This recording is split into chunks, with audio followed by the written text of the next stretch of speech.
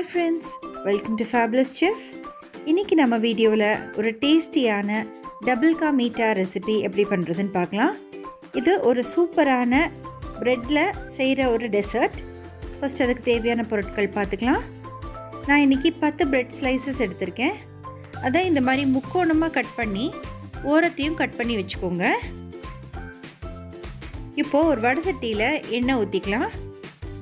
எண்ணெய் ஒரு மிதமான சூடானதுக்கப்புறமா நம்ம எடுத்து வச்சுருக்கிற ப்ரெட் ஸ்லைசஸ் எல்லாம் அந்த எண்ணெயில் போட்டு ரோஸ்ட் பண்ணிக்கலாம். எண்ணெயை எப்போவுமே மீடியம் ஃப்ளேமில் வச்சுக்கோங்க, இல்லாட்டி உங்களுக்கு சீக்கிரமாக ப்ரெட்டு தீஞ்சு போயிடும்.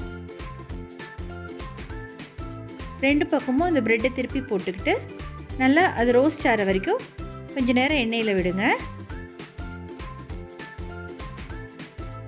பாருங்கள், நல்லா இந்த மாதிரி பொன்னிறமாக செவந்து வரணும்.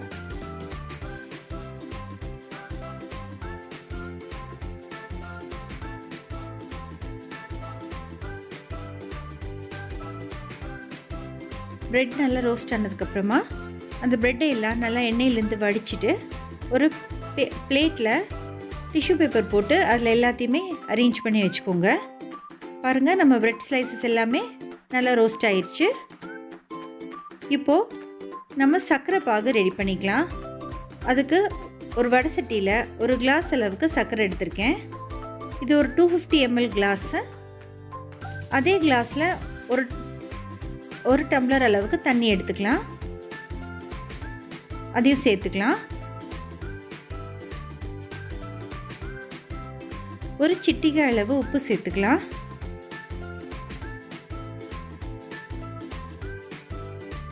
நம்மளுக்கு ரொம்ப திக்கான ஒரு பாகு தேவையில்லை, அந்த சர்க்கரை மட்டும் கரைஞ்சாலே நம்மளுக்கு போதுமானது. இப்போ இன்னொரு வடை சட்டியில் க்ரீம் ரெடி பண்ணிக்கலாம். அதுக்கு நான் 1 லிட்டர் அளவுக்கு பால் எடுத்திருக்கேன். அதாவது 4 கிளாஸ் அளவுக்கு பால் எடுத்துக்கலாம்.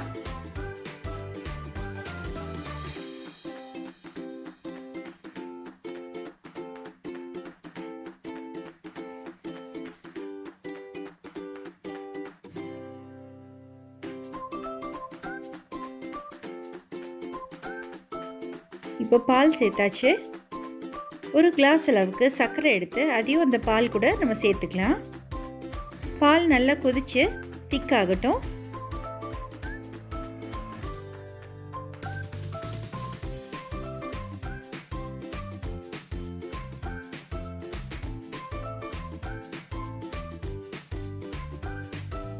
இப்போ ஒரு பக்கம் நம்ம சர்க்கரை பாகு ரெடி ஆகிட்டு இருக்கு, ஒரு பக்கம் நம்ம க்ரீமும் சைமில்டேனியஸாக ரெடி பண்ணிக்கிட்டு இருக்கோம்.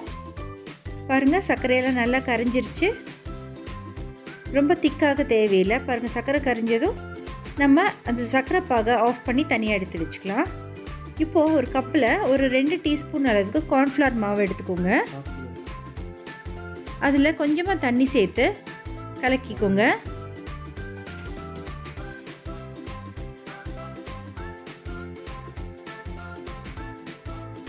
இந்த கார்ன்ஃப்ளவர் தண்ணியை நம்ம பாலில் சேர்த்துக்கிட்டா பால் சீக்கிரமாகவே திக்காயிரும்.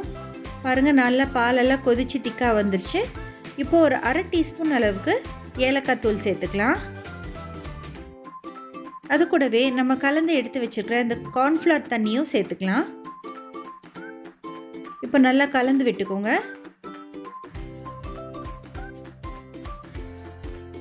கார்ன்ஃப்ளவர் சேர்த்ததுமே நம்ம பால் நல்லா திக்காக ஆரம்பிச்சிடும். கிளறி விட்டுக்கிட்டே இருங்க, அப்போ தான் பால் அடிப்பிடிக்காமல் இருக்கும்.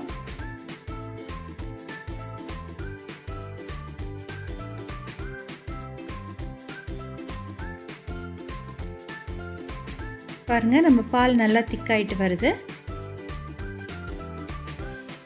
இந்த ஸ்டேஜில் நம்ம கொஞ்சம் குங்குமப்பூ சேர்த்துக்கலாம்.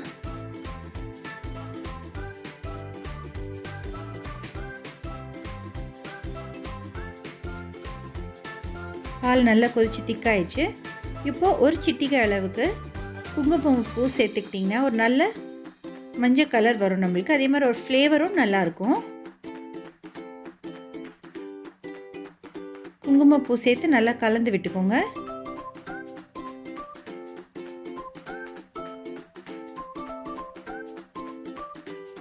இப்போ பாருங்கள், ஒரு நல்ல ஒரு பேல் எல்லோ கலர் கிடச்சிருக்கு நம்மளுக்கு.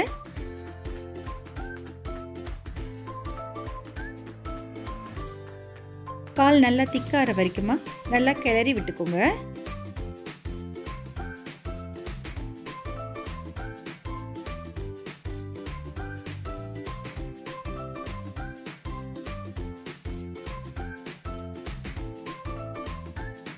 இப்போ நம்ம பால் நல்லா திக்காயிடுச்சு. இப்போது நம்ம பிரெட் ஸ்லைசஸ் எல்லாம் ஒவ்வொன்றா எடுத்து பிளேட் பண்ண ஆரம்பிச்சிடலாம். அந்த பொரிச்சு வச்சுருக்கிற பிரெட்டெல்லாம் எடுத்து நம்ம சர்க்கரை பாகில் இந்த மாதிரி 2 பக்கமும் டிப் பண்ணிக்கோங்க. டிப் பண்ணி நம்ம எந்த ட்ரேயில் சர்வ் பண்ணுறோமோ அந்த ட்ரேயில் அரேஞ்ச் பண்ணிக்கோங்க. அதே மாதிரி ஒவ்வொரு பிரெட் ஸ்லைசஸையும் எடுத்து இந்த மாதிரி சர்க்கரை பாகில் ஃபஸ்ட்டு போட்டு நம்ம ட்ரேயில் அடுக்கி வச்சுக்கலாம்.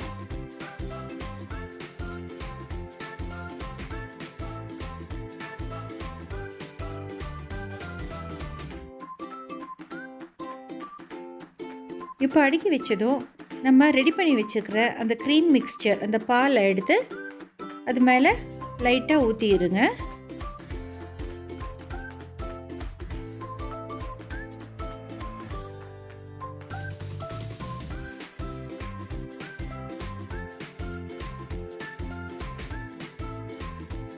அதே மாதிரி அடுத்த லேயரை நம்ம ரெடி பண்ணலாம். சர்க்கரை பாகில் முதல்ல டிப் பண்ணி எல்லாம் அரேஞ்ச் பண்ணிவிட்டு அதுக்கு மேலே நம்ம ரெடி பண்ணி வச்சுருக்கிற அந்த பால் மிக்ஸ்சரை சேர்த்துக்கலாம்.